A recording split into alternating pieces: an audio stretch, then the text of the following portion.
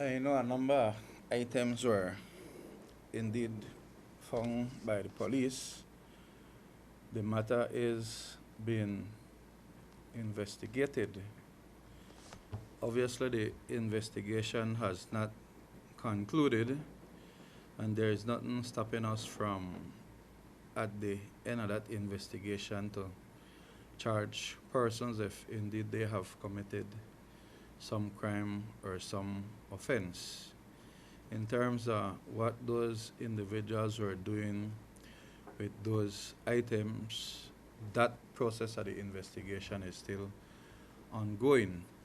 In the past, I can recall that we used to charge people for being in possession of uniforms, but I was told that there was some challenge to a case that we had many years ago, and the practice had ceased in terms of charging for those things. What we're trying to establish is how those items got there, what those persons were doing with it, and who took it there, etc. So as I said, it's a active investigation, and I wouldn't want to go into it too much.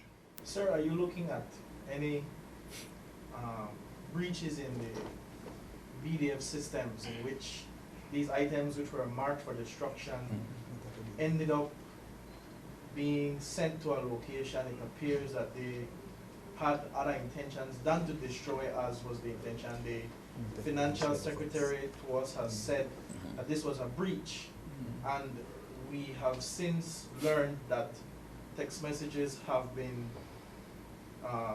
sort of making the rounds in the press, showing communication between the Mexican national and a senior B.D.F officer and someone from the Ministry of Finance being referenced in those text messages.